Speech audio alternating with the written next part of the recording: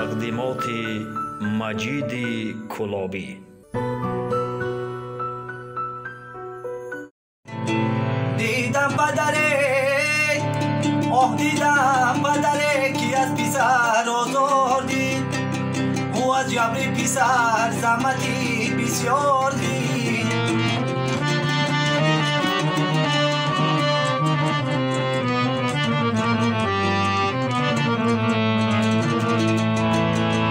روزی که گذشت آن پسر گشت پدر، او از پسر خویش چنین آزار دید.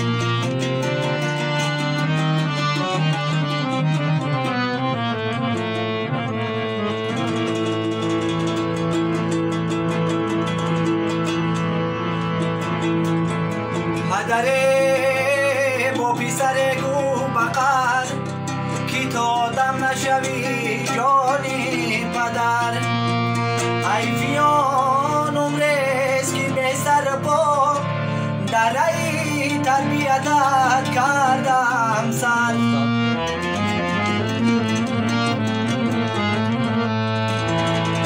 دل فرزند از این حرف شکست، به خبر از پدرش کرد سفر. پس از آن و رنج بسیار کشید، زندگی گشت به کامش چو شکر.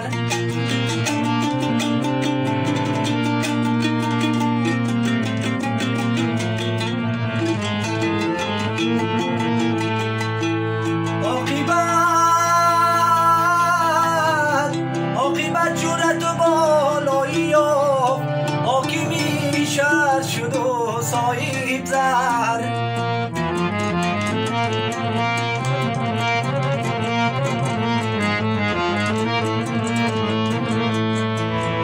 پس از آن روزست که چند روز گذشت، امر فرمود به دیداری پدر. پدرش آمد از راه دراز، نزد حاکم شد و بشناخت پسر.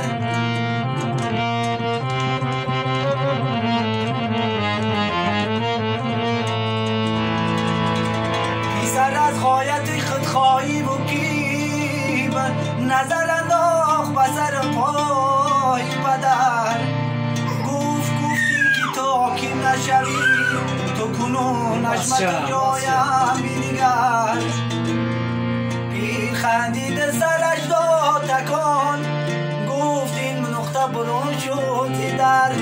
من نگفتم که تو حاکم نشوی، گفتم آدم نشوی جانی پدر.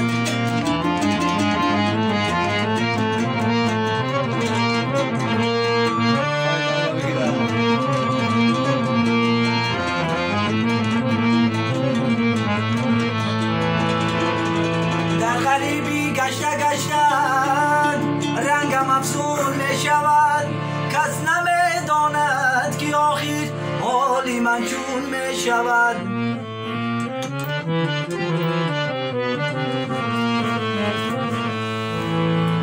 در سرم غمای عالم، در سرم غمای عالم، چرخی گردون می شود. آی پیانامی عزیزم، از جهان گم می شود.